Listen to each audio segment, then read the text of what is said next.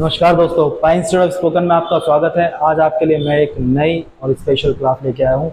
मैंने बोर्ड पर 4 सेंटेंस लिखे हैं मेरे बच्चों, और आपको बताना है कि इन चारों सेंटेंस को हम इंग्लिश में कैसे ट्रांसलेट कर सकते हैं। और ये चारों ही अलग अलग प्रकार के सेंटेंस हैं, और इन सेंटेंसेस को आप डेली लाइफ में अपनी कई बार बोलते हो। जैसे सेंटेंस लिखा है, खेलते खेलते बच्चा नीचे गिर गया।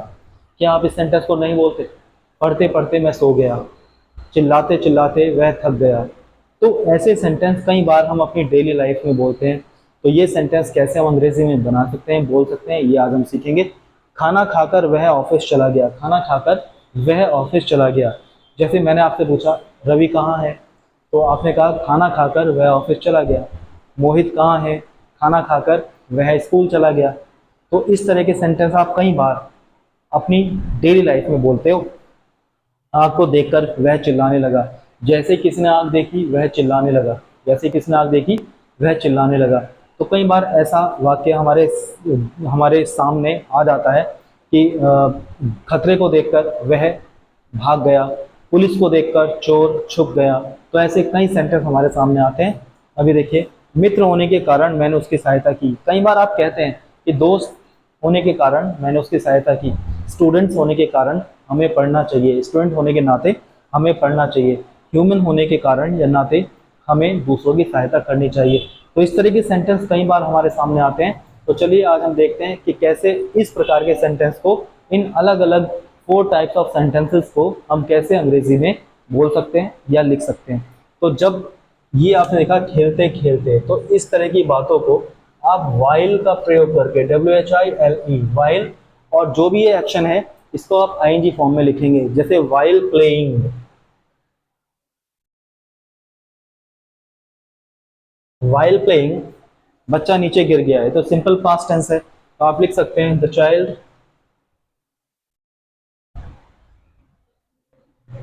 Fell down.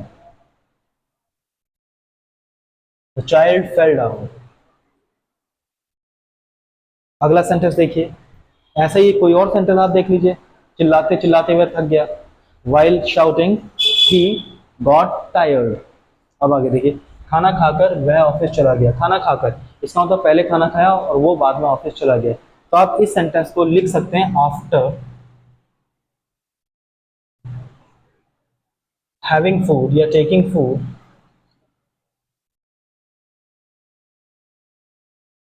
खाना खाकर गया ना, पहले खाना खाया उसके बाद में ऑफिस गया। ऐसा तो है नहीं खाना खाते खाते ही ऑफिस चला गया होगा। खाना खाकर गया।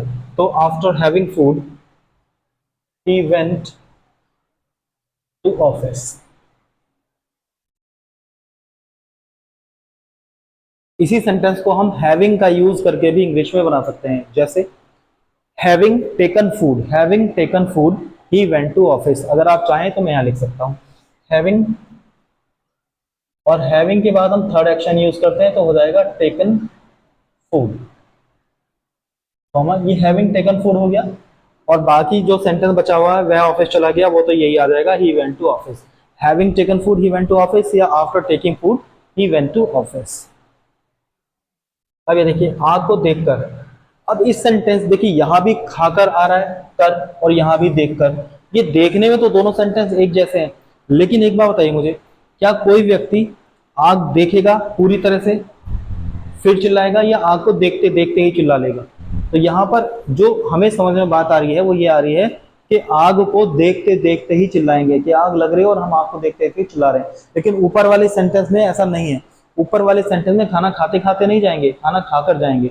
तो देखिए, इन दोनों सेंटेंस की हिंदी में तो कोई अंतर नहीं है, लेकिन इंग्लिश में अंतर आ जाएगा। अब यहाँ मैंने आफ्टर से बनाया, लेकिन इस सेंटेंस को मैं आफ्टर से नहीं बना सकता, क्योंकि यहाँ पर आग को देखते देखते ही चिल्ला रहा है ना वो बंदा। तो कैसे हो जाएगा? सीइंग। यहाँ ING फॉर्म से हम सेंटेंस की शुरुआत करेंगे। सीइंग द फायर, कॉमा, वह चिल्लाने लगा। चिल्लाने लगा मतलब ही बिगेन टू शाउट।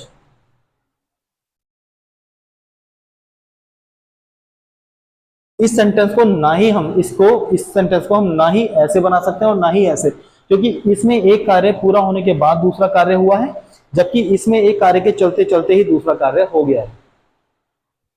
आगे देखिए, मित्र होने के कारण। मित्र होने के कारण मतलब मित्र होने के नाते।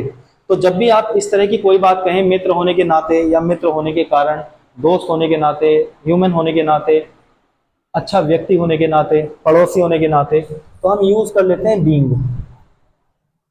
Being a friend, being a friend, comma, और आगे जो सेंटेंस है मैंने उसकी सहायता की, आई हेल्प्ड हिम, आई हेल्प्ड हिम। तो ये अलग अलग 4 प्रकार के सेंटेंस है जो मैंने आज आपको बताए हैं, क्योंकि ये आपके कॉन्वर्सेशन में और आपकी डेली लाइफ में बहुत ज्यादा बोले जाने वाले सेंटेंस हैं, इन पे ध्यान दीजिएगा। मेरी इस क्लास में केवल इतना ही। ऐसे और सेंटेंस के लिए आप मुझे सब्सक्राइब कर सकते हैं। मेरा यूट्यूब चैनल है अमित भगत इंग्लिश। नमस्कार।